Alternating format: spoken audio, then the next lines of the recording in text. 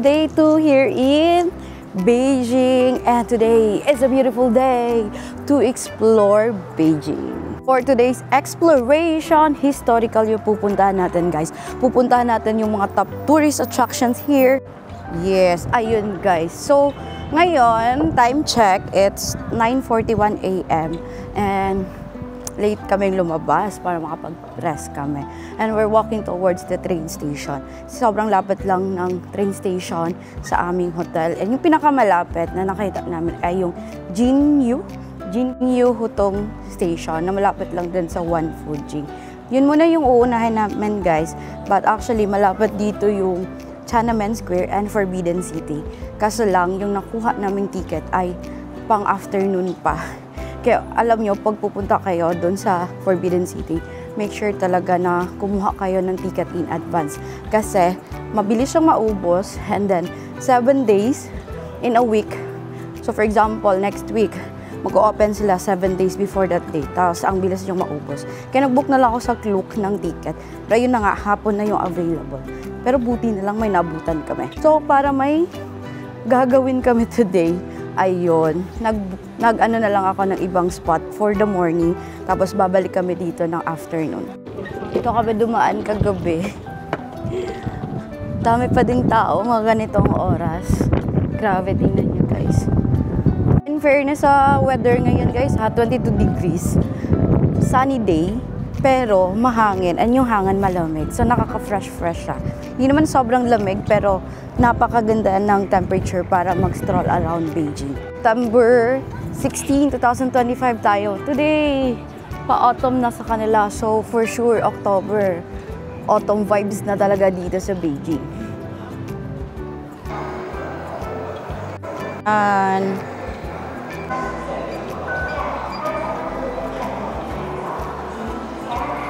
gamit kayo ng Alipay for train. Make sure na naka-turn on yung Bluetooth nyo. Tapos, ayun, scan before papasok, and then scan naman ulit palabas ng train.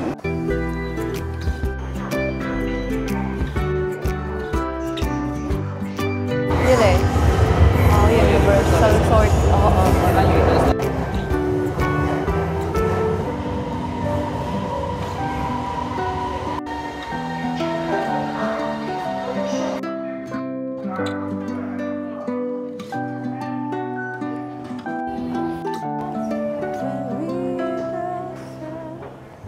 30 minutes lang naman siya from our hotel, and nag-subway na kami. Kasi kung magdididi kami, ganun lang din yung biyahe. Ma-traffic kasi. Kaya we decided mag-subway na lang talaga. Ang ganda dito sa China guys, kasi yung public transportation nila lumalaban. Kaya mostly naka-public transport na sila. Instead na car sila dito guys, mostly public transport na, kasi imagine, mura na, mabilis pa, iwas traffic pa. So eto, dito na tayo guys sa Temple of Heaven. Kukuha muna tayo ng ticket.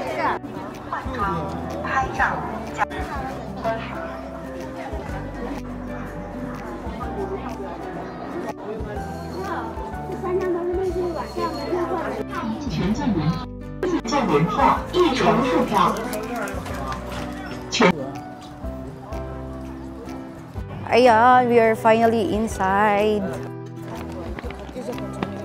By the way guys, if gagala kayo dito sa China guys, especially here in Beijing, close sila every Monday, mga attraction. So wag kayong gagala ng Monday ng mga ganito yung itinerary nyo para hindi masayang yung oras nyo. Or hanap na lang kayo ng ibang spot.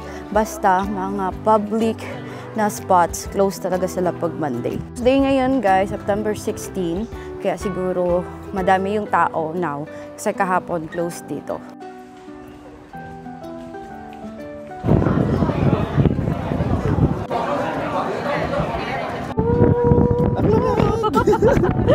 Tugnaw kayo! Ang lamig guys, ang lamig! Hindi na makahagard.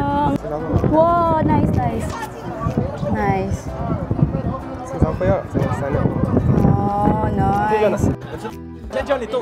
So ayun guys, one picture for soft copy is 20 RMB. Ang mahal. Pero sige na lang, wala kami picture ng husband ko. Ay maganda pa naman yung Temple of Heaven guys. Ayan.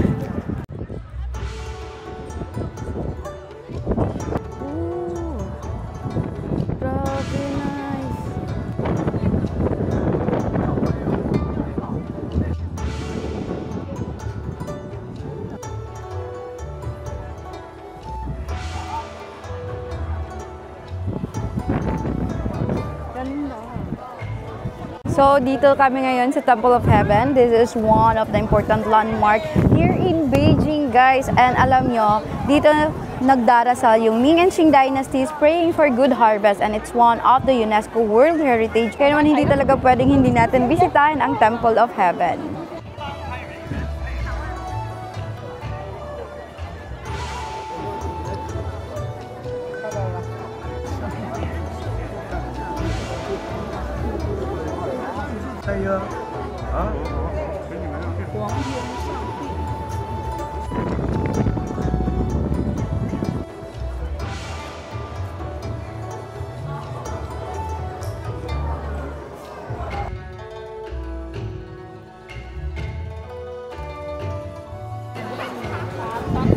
Pupuntahan naman natin ngayon yung Echo Wall. Yes, dire-diretsohin lang natin, guys. Ang lawak pala ng lugar na ito. And inside, sobrang daming mga temples and mga hall na pwede nyong puntahan talaga. Imagine, guys, ilang years na itong nabuo itong lugar na ito. Grabe, napaka-historical talaga.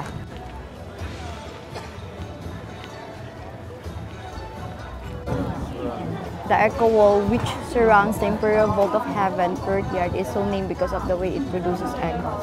Malinab din pala ito sa admission fee, guys, na 34 CNY. 34, guys, lahat na ng attractions pwede nyo pasukin. Pero yun talagang pinaka-iconic, kasali na siya. Ayan na yung Echo Wall. Ivan! Ivan! Samis! Doc Sami! Ivan!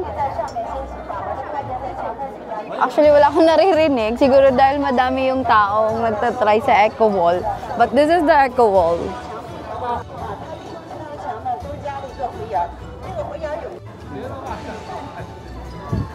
Ivan!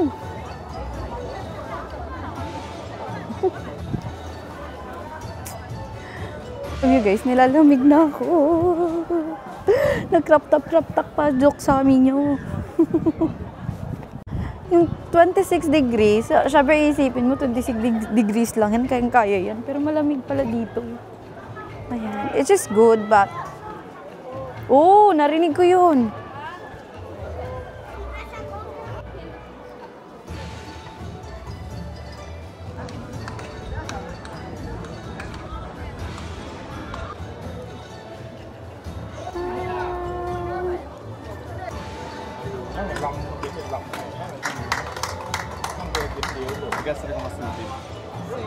So, dito naman tayo sa the circular mound altar.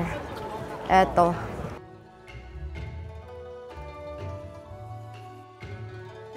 Oh, imagine guys, 1530 pa tong Mount Circular na papasukin natin. Imagine. Ganyan ka, grabe yung history ng lugar na ito. Grabe, no? Pa tayo noon. Wala pang YouTube noon, 1530. Pero grabe, amazing guys. Na-amaze ako sa pinupuntahan namin today. Grabe. Kasi parang hindi ako makapaniwala. Imagine guys, nabuo siya 1530. Grabe, na-amaze ako sa Chinese architecture. At the same time, mga history guys. Grabe, napaka-historical ng Beijing. And one of that is the Temple of Heaven.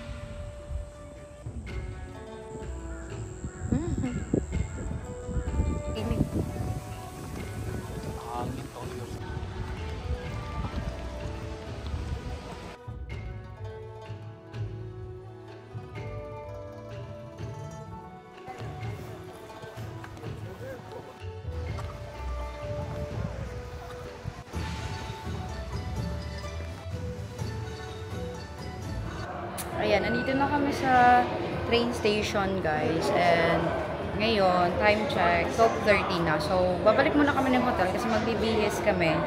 Ako pala. Crop top padok sa amin yun. Diyos ko, Lord. Ayun. So, magbibihis lang ng hindi naka-crop top. And then, ayun, kakain ng lunch. Tapos, pupunta na tayo ng Chanamel.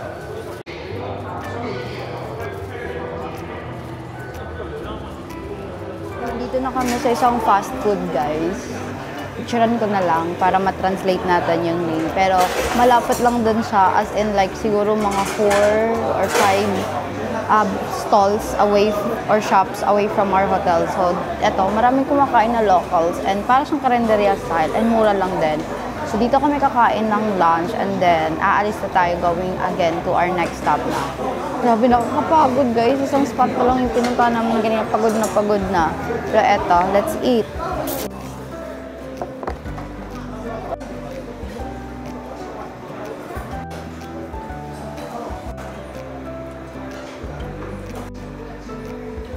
Sagol na dito. Ano? Kainit. Umuta, oy. Gani.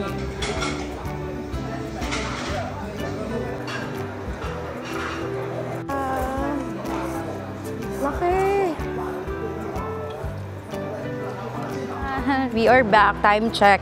2 p.m. guys. Nag-rest kami after kumain and then nagbihis na din ako.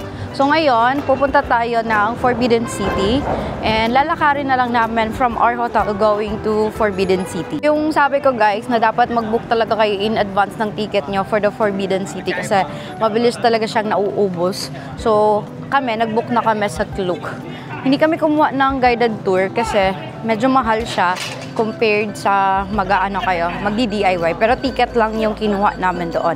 Lagay ko na lang dito kung magkano yung price and all para may idea din kayo.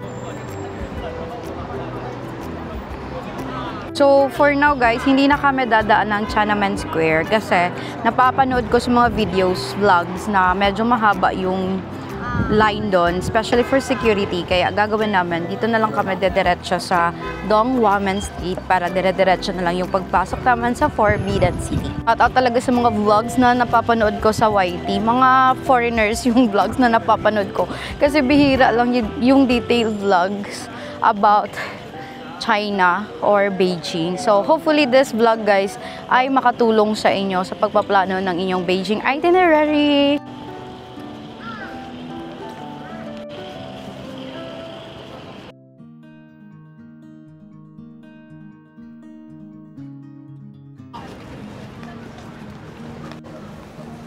Ganda naman dito sa may Dongwamen Street, guys.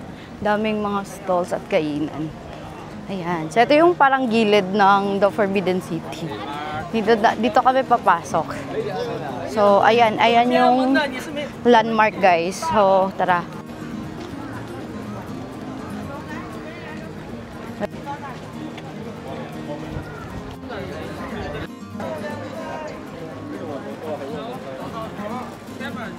So, we are here, guys. Pero hindi pa yun yung entrance. Pupuntahan pa natin. So, yun guys, pag andito na kayo sa Dongwamen Square, yan, sundan nyo lang yung crowd.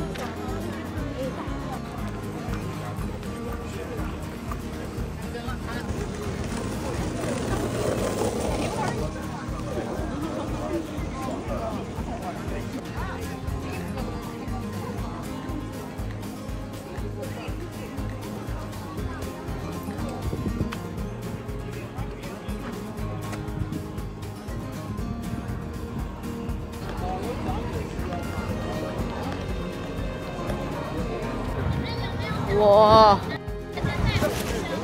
Mahaba pa din yung nilakad namin, pero okay na din kasi eto, diretso na kami sa entrance ng Forbidden City. Doon kasi sa may Tiananmen, ang dami yung dadaanan doon. So, sundan lang natin yung crowd, guys.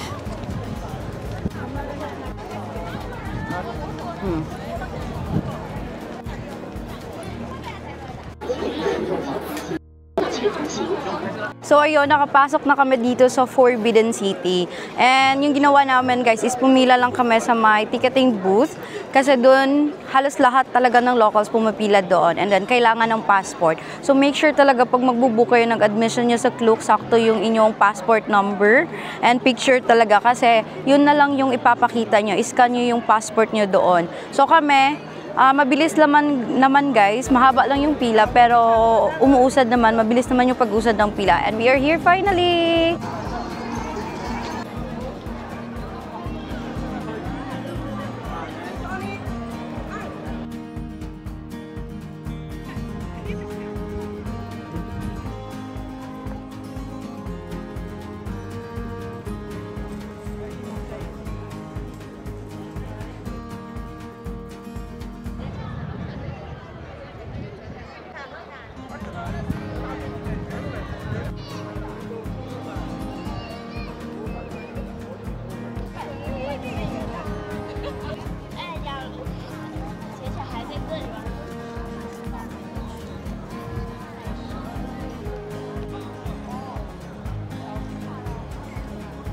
Welcome to Forbidden City. Yan.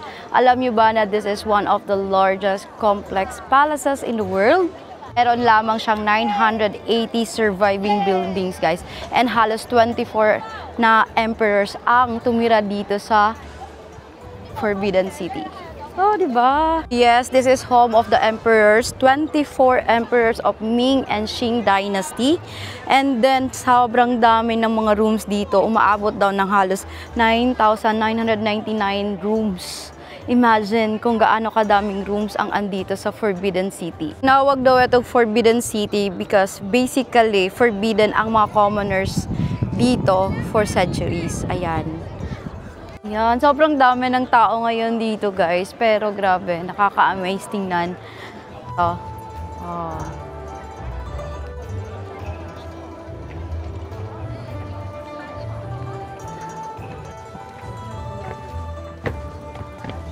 Every corner dito sa The Forbidden City ay may meaning or symbol gaya ng the red walls for happiness, golden roof for imperial power, and meron ditong halos 13,000 na dragon motif symbolizing strength and power. The Forbidden City is a living testimony of Chinese history and culture. It reflects not only the political power of the emperors, but also the artistry, craftsmanship, and philosophy of ancient China.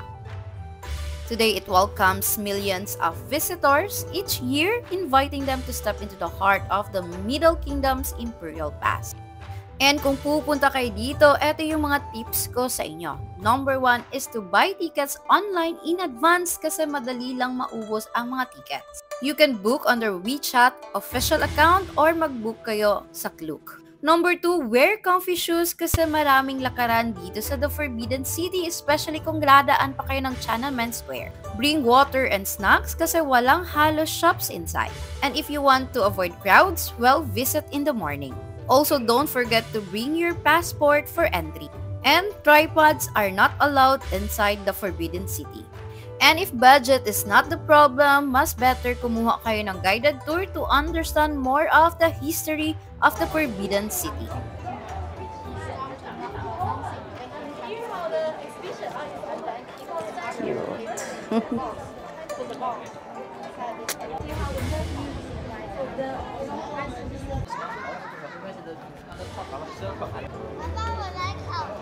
Sobrang haba na lakaran dito guys. So, andito na kami sa may Imperial Garden.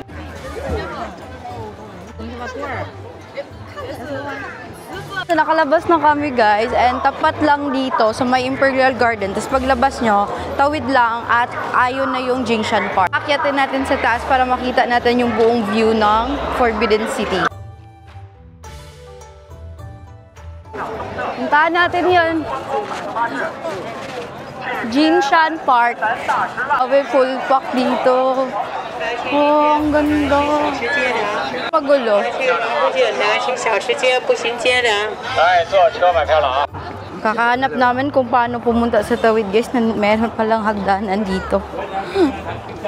Yan, para makatawid sa... kasi doon. May hagdanan pala, may underground pala, tapos dito ka dadaan sa baba para makatawid ka sa Jinshan Park. Ayun. Yan. Muntik pa kaming mawala. Nandito lang pala. Naghagdanan na kami. Wala kasing pedestrian lane. Underground pala. Yan. So, dyan tayo galing. Tapos tawid tayo dito. So, wala pa kaming ticket. Kaya pumipila kami dito, guys, para makabili ng ticket. So, guys, 2 yuan lang pala yung admission dito. And pumila kami. Saglit lang din naman yung pila. And ayun, nakakuha na kami ng aming ticket. So, dito nyo makikita yung overlooking view ng Forbidden City. Tapos, ayun na nga, aakyat tayo, guys. Uphill siya. So, good luck sa atin. And medyo madami yung tao, guys, na pumapasok dito. Pero, tara, let's see. Kasi medyo mahaba-haba yung lalakarin natin.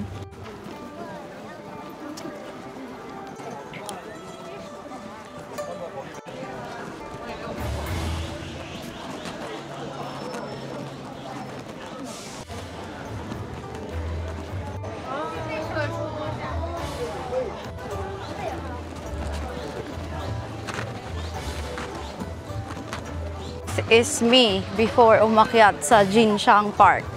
Tingnan natin kung gaano ka-fresh pa din ako pag nasa peak na ako. Mga nila guys, kaya natin ito.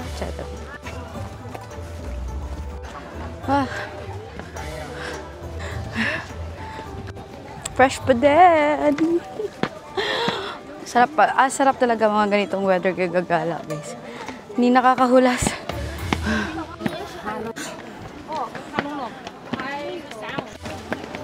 Akala namin na ito na. Hindi pa pala yan, guys. Andun pa pala. Pero I think ito na talaga yung last. Akala talaga namin, ayan na guys eh. Ito na talaga. Push na talaga to. Oh. Ah.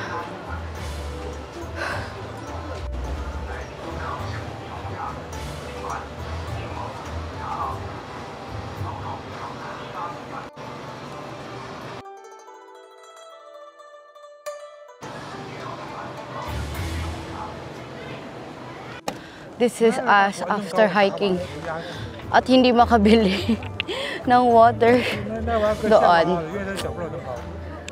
Dito guys, but this is one of the view here sa taas ng Jinshan Park. Yan. Try tayo ng view. Jinshan Park is used to be an imperial garden during the Ming and Qing dynasties. Ginawa ang hill nito to oversee the Forbidden City.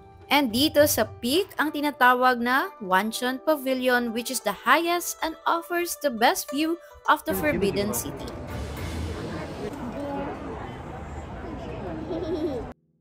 Dito sa taas makikita mo din ang Beihai Park and parts of central Beijing. And sunrise and sunset are best time to visit here. Nowadays, open ang Jinshan Park as public city park with beautiful gardens and pavilion. Sobrang daming tao dito sa taas guys, and maliit lang yung area. Tapos doon na side, yun yung may view ng Forbidden City. Doon talaga full pack yung tao. Nakapag-picture naman ako saglit. So eto, baba na kami. Buti na lang,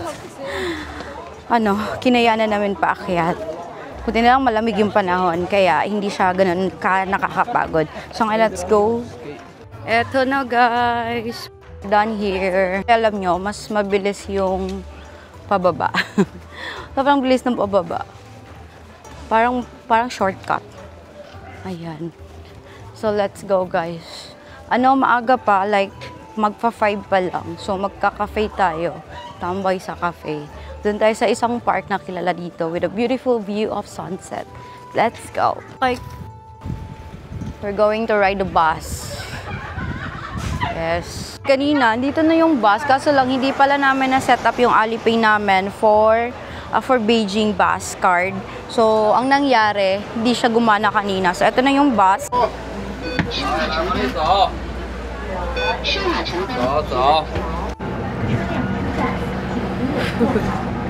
Sumakses ang mga person, nakasakay ng bus. Yan. The next stop is 景山后街。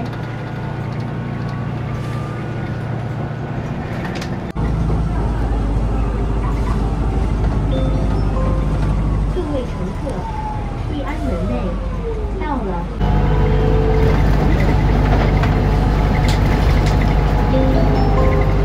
车辆出站，请扶稳坐好。刚上车的乘客。 So, nasa may gulo na kami, guys. And we're going to Chichahay.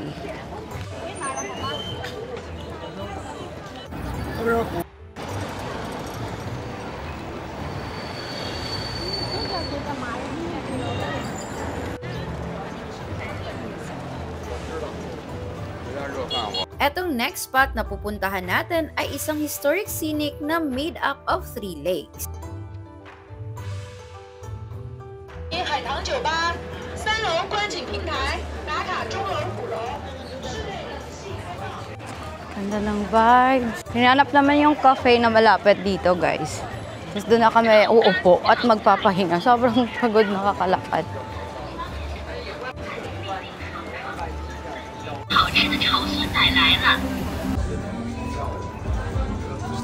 So we are here at Sugar Bar here in Chichahay. Hindi kami nakakuha ng magandang seat, guys. Maganda sana sa labas, kaso lang puno na. So, nasa loob kami. Ay, alam mo, pagod na pagod. Napifeel ko na yung pagod at sakit sa paa. Kaya dito muna kami magre-relax. And let's see, mag-stroll tayo later sa labas. Ayan. Papakita ko din sa inyo dito paano meron dito sa Sugar Bar Cafe.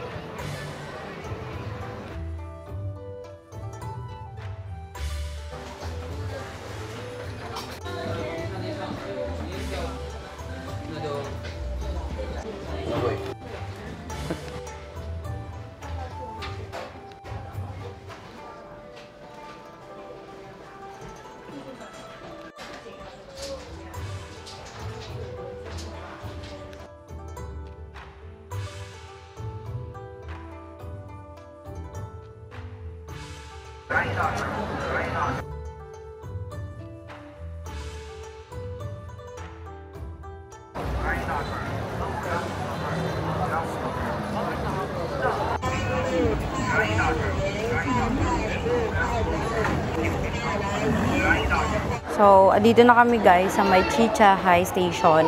And napunta kami ng Shanmen. So, buti na lang, isang line lang sala. And actually, ang sarap pa sanang mag-stroll around Chichahay. Kasi sobrang dami ng tao, guys. So, doon na lang kami sa Shanmen.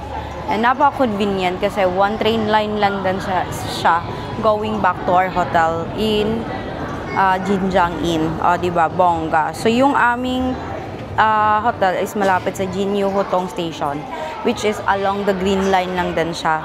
So, I think pag pupunta kayo ng Beijing, importante na i-check niyo yung line and mas better talaga itong green line or line 8.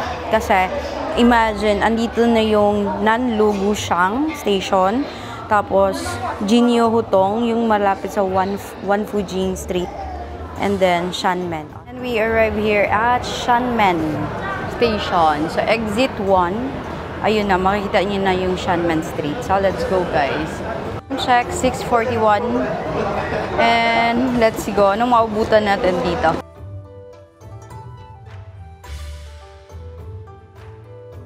Ito yung Tiananmen Square, guys. Yan. Pwede kayong dito din dumaan going to the Forbidden City kasi connect na lang yan sila.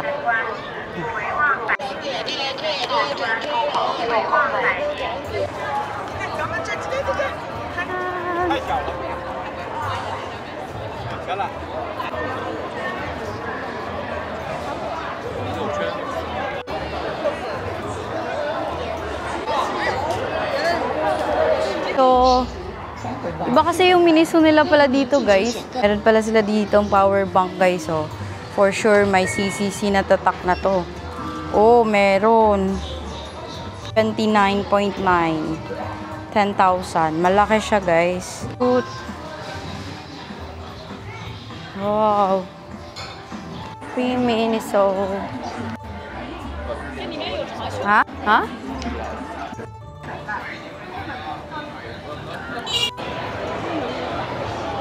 Grabe guys, sobrang dami ng tao din dito sa sa Xianmen Street. So, mostly food ang andito pero may mga souvenir shops din. And sobrang dami talaga ng locals dito sa Xianmen Street. Nag-stroll lang kami guys kasi busog pa kami sa ininom naman kanina. Kaya stroll na lang kami. Ayan.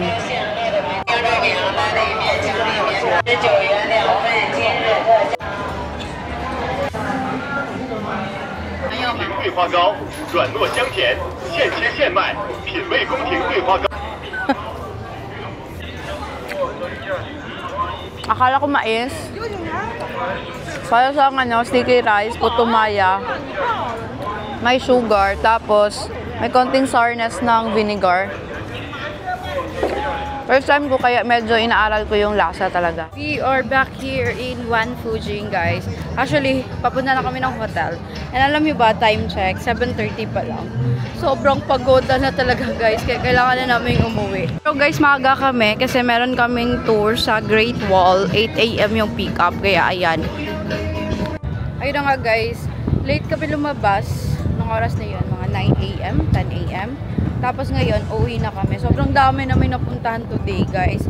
As in, and lahat ng pinuntahan namin, na-explore naman namin at na-enjoy namin. Grabe ang hangin. Naka-fresh talaga. Pero ang lamig na talaga, guys. Kaya maaga kami magla-lights off today. Kasi tomorrow will be Bar de Gulanday na naman. We are going to Great Wall tomorrow. O, diba? And yan, mag-outro ako sa vlog na ito. Ayan na muna for this vlog, guys. Hope nag-enjoy kayo sa ating history and culture exploration for our day 1 here in Beijing. And tomorrow ulit, guys. See you again on my next vlog. I'm so excited. And yeah, my name is Doc Zami. Pa-like and subscribe naman, guys, para naman updated kayo sa mga ganap. And follow me on my social media. Ayan. Good night!